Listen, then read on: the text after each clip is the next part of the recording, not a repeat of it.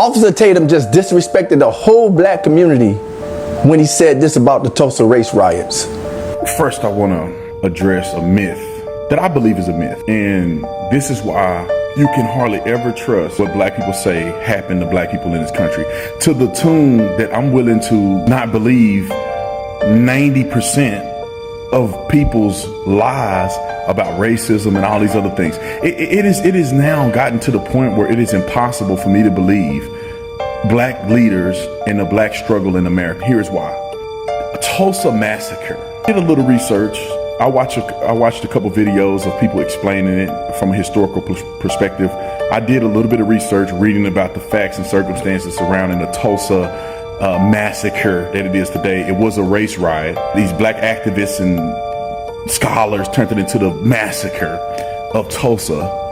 And let me give you some facts real quick. In the Tulsa Race Riot in the 1921, it was in 1921, so in the 20s, I think it was, let's see, June, it was May 31st through June 1st. It all started because a black kid was on an elevator. He was a shoemaker. He was on an elevator with a white woman, and he was accused of raping her. People could hear her scream from the elevator. They conveniently leave out that it was reported that she had ripped clothes, and he got charged with raping her. And let's go back to what black people say happened and why it is almost an implausibility that this actually happened. They are saying, and they want you stupid enough to believe, that he got on the elevator, stepped on her toe, and when she screamed, he was being accused of rape. As if she didn't lament to the fact that he had raped her or done anything nefarious to her. So he got arrested, and a black mob of people, residents, showed up to support him, to make sure he wasn't going to get lynched, because they had heard rumors that he was going to get lynched. Some of the black people that showed up was armed. This is the first encounter. This is the first process of people that showed up to the scene. Was black people, some of which were armed, to make sure that the black kid wasn't going to get lynched in Tulsa, Oklahoma, in the district of what they call Black Wall Street. So in the spirit of these black people doing that, and there were white people who had heard that a black man raped a young girl on an elevator, they showed up. And reports say a shot was fired. The reports doesn't say who shot first. It says the shots were fired. And 10 white people died and 2 black people died initially, or something of that nature. It was more white people that died than black people initially. Then more white people showed up, and it was a full out BLM. That's what it is. It was a BLM. It was white people doing what BLM does today. Fight broke out, white people died, so white people showed up and burnt the city down. That sounds to me an awful lot like what BLM do today. It was white people doing what BLM does today. That is, that they felt that it was white people getting done wrong from a black man raping a white girl. They went, a fight broke out, white people died, so white people showed up and burnt the city down. That sounds to me an awful lot like what BLM do today. Officer Tatum, you act like white people don't lie. Like they never lied on a black person. Like they always told the truth. You act like America has told the truth to us. You act like we can trust America with everything that they tell us. You act like we didn't have the Tuskegee experiment. You act like you ain't never heard of the Trail of Tears. This is my thing about Officer Tatum. He says a lot of truth that persuades you to believe that is actually truth, right? He talks about a real issue. He gives you some facts to act like he knows what he's talking about, and then he lures you in to falsify information to bring on a perspective that's not really a reality. I'm still baffled how he tried to downplay racism at the pinnacle part, at the apex of racism. In 1921, where segregation was prominent, where lynching was prominent, blacks didn't have rights was prominent, right? We just came out of a civil war in 1865.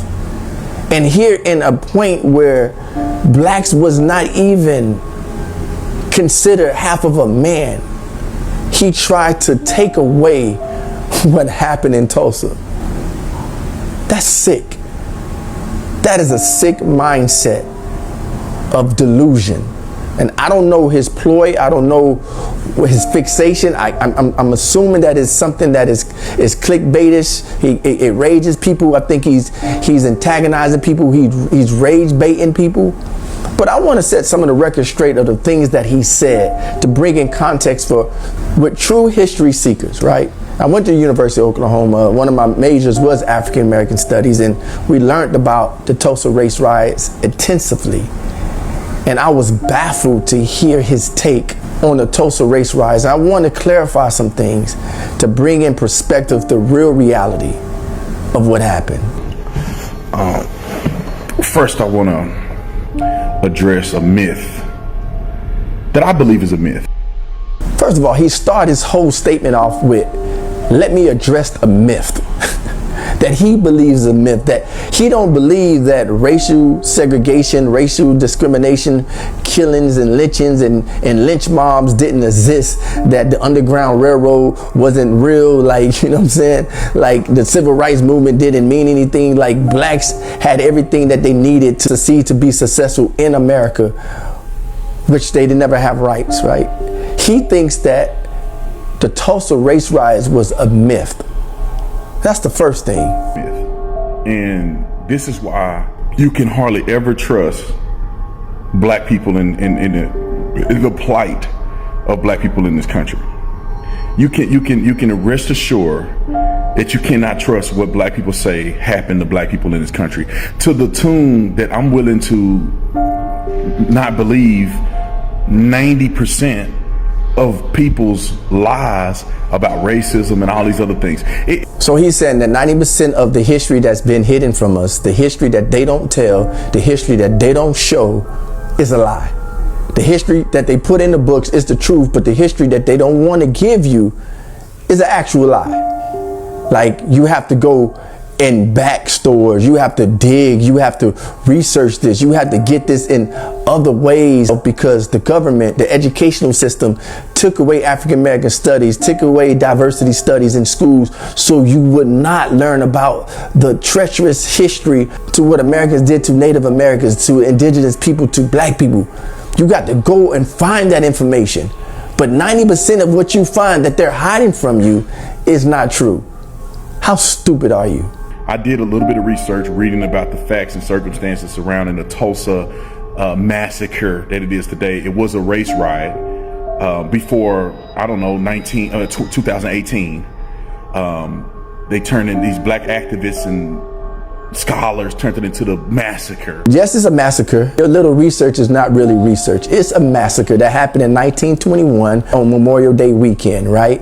And you didn't even know the guy's name. And I want to help you understand what the guy's name is. His name was Dick Rowland, and the girl that accused him of attack. An attack. It didn't say sexual attack. It said an attack. Was Sarah Page. Sarah Page accused him of attacking her in the elevator from the first floor to the third floor. They didn't know what type of attack it was, right? They said something happened in the elevator and a scream happened. We don't know. We do know that Dick Rowland was the son of a prominent businessman in Tulsa. We do know that it was a lot of jealousy of how the Black Wall Street separated himself and was thriving with their own army, with their own police system, with their own banking system, where they have separated and began to create in-house wealth.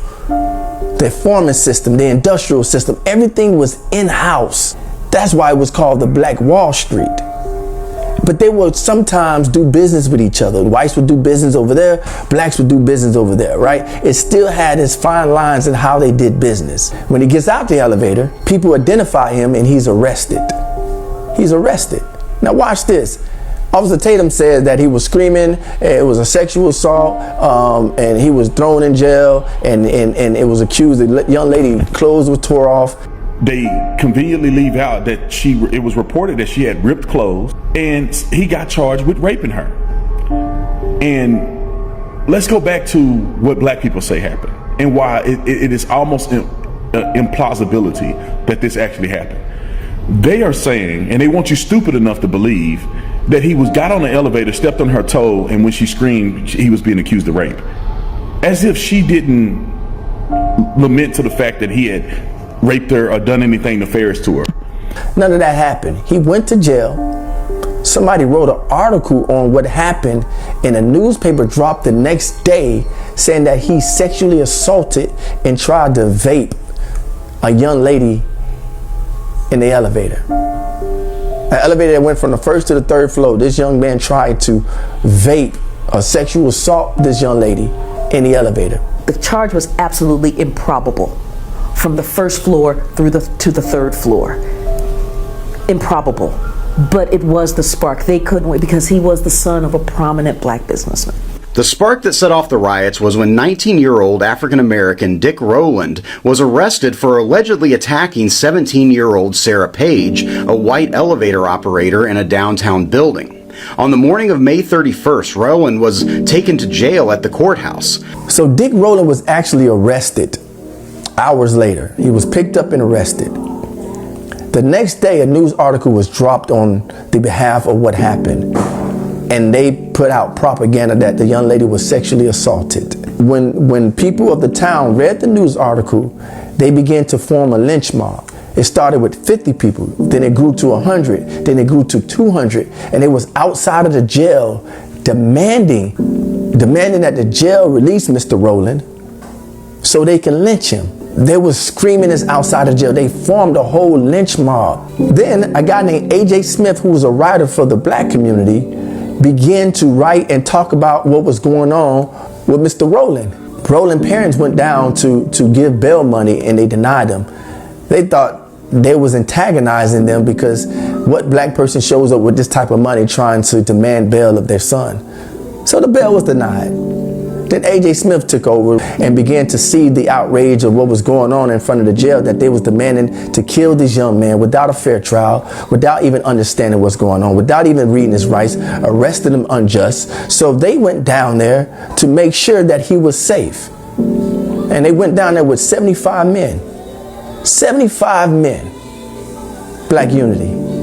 And the lynch mob was there, and they saw them. And when these African-American men showed up with their guns and their pistols, the judge assured them that he was going to be okay. Then the lynch mob got upset, and they went back and got more people. And then they lynch mob grew from 200 to 500 to 1,500 people. And then when they got word that it was a bigger lynch mob and it was going to break inside of the jail, more blacks came. The army came. And it was face to face, arguing about what's right and wrong. A white man came over and said, he said, "What you doing with that there gun, nigga?" That man said, "What is it to you?" He said, "You need to go ahead and hand over that gun." He went and grabbed the black man's gun, and a tussle happened. And from that tussle, a shot rang out. We don't know where the shot rang out, but it was a shot, and then gunfire began to happen. And that's the start of the Tulsa riots. But it continued because the lynch mob grew to 5,000 people, and they destroyed the whole city in Tulsa. They burnt down schools, churches, businesses, houses. Notice the black people didn't burn nothing down in the white community. They were just trying to defend their own turf. Remember, they met on neutral grounds. They met on neutral grounds. The lynch mobs came over to the black town and the black cities and destroyed them, and flew planes and dropped bombs, fire bombs, on the city. By the end, over 300 people died that were black. Over 5,000 people were injured, leaving thousands upon thousands of people homeless. So whatever you tell me about what happened in Tulsa, and that blacks was in the wrong, and that this is no different than Black Lives Matter burning down cities. Black Lives Matter don't kill nobody. They don't burn down schools. They don't burn down churches. They don't drop bombs on things. Riots happen with all colors. This was a targeted attack to decapitate black people in front of their families. They were literally decapitating kids, mothers, shooting them. And you related that to Black Lives Matter movement? Bro, you're sick. You're sick. But blame Moses for this one, of this re-education of what really happened in Tulsa. And to end this, remember the guy that was accused for rape? Well, all charges was dropped because they didn't have enough evidence to prove him guilty. So whatever you said was a lie.